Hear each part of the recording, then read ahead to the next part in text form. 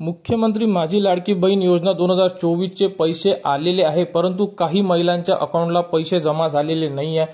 तर त्याचं नेमकं कारण काय आहे, तर हे तुम्हाला आधारच्या साईडला येऊन तुम्ही चेक करू शकता। कारण भरपूर महिलांच्या अकाउंटला जे आधार कार्ड आहे हे लिंक नाही आहे डीबीटी साठी। तर तुम्ही आधारच्या साईडला जाऊन चेक करू शकता की नेमके कोणते अकाउंट तुमच्या आधारला लिंक आहे। सर्वप्रथम तुम्ही आधारच्या साईडला या, कारण आता दुसरा हप्ता सुरू झालेला आहे। दुसरा हप्ता तुम्हाला येणं गरजेचं आहे। तर तुम्ही आधार कार्डच्या साईडला लॉग इन करायचं आहे। सर्वप्रथम तुम्हाला तुमचा आधार कार्ड नंबर टाका, त्यानंतर खाली दिलेला कॅप्चा टाका आणि लॉग इनला क्लिक करायचं आहे। म्हणजे तुम्हाला एक ओटीपी येईल आणि ओटीपी येणार कोणत्या नंबरला, जो नंबर तुमच्या आधार कार्डला लिंक आहे।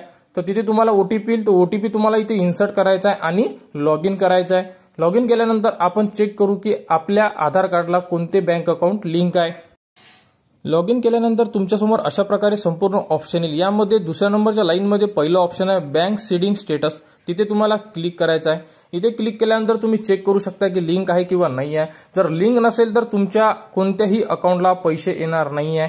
तर बघा, या महिलाच्या अकाउंटला कोणतीही बँक लिंक नाही आहे। इथे बघू शकता तुम्ही बँक सीडिंग स्टेटसला इनएक्टिव्ह दिलेला आहे। इनएक्टिव्ह म्हणजे कोणतीही बँक लिंक नाही आहे, यांच्या कोणत्याही अकाउंटला पैसे येणार नाही आहे। म्हणून या महिलांनी लवकरात लवकर बँकमध्ये जाऊन आधार लिंक करणं गरजेचं आहे आणि त्याला डीबीटी ऍक्टिव्ह करून घेणं आहे, जेणेकरून त्यांच्या अकाउंटला जे आता सेकंड मध्ये जे पैसे येणार आहे, ज्यांनी आता या महिन्यामध्ये फॉर्म फिल केलेला आहे, त्यासोबत त्यांना सुद्धा 4,500 रुपयाचा जो हप्ता आहे तो त्यांच्या अकाउंटला जमा करण्यात येणार आहे। तर अशा प्रकारे तुम्ही चेक करू शकता। जर तुमच्या आधारमध्ये सुद्धा इनएक्टिव्ह असेल तर तुम्ही लवकरात लवकर बँकला व्हिजिट करा व तिथून तुम्ही तुमचे आधार कार्ड तुमच्या बँक सोबत लिंक करून घ्या।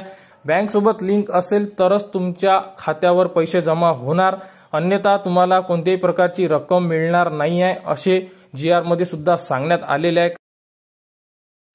तुम्ही स्क्रीनवर बघू शकता अशा प्रकारे तुमच्या लॉग इन मध्ये तुम्हाला दिसायला पाहिजे की इथे बँकचे नाव जसे कॅनरा बँक दाखवलेलं आहे, त्यानंतर बँक सीडिंग स्टेटस ऍक्टिव्ह आहे। अशा प्रकारे तुमच्या जर लॉग इन मध्ये तुम्हाला बँक सोबत आधार कार्ड लिंक आहे असे ऍक्टिव्ह दाखवत असेल आणि तिथे बँकचं नाव असेल तर तुमचे त्या बँकमध्ये पैसे गेलेले आहे। तुम्ही एकदा त्या बँकमध्ये जर तुमचं अकाउंट असेल तर तुम्ही जाऊन चेक करू शकता तुमच्या अकाउंटला पैसे आलेले आहे। आणि या महिन्यामध्ये ज्यांनी फॉर्म फिल केलेला आहे त्यांना सुद्धा लवकरात लवकर म्हणजे येत्या पहिल्या आठवड्यामध्ये त्यांचे सुद्धा पैसे जमा करण्यात येणार आहे।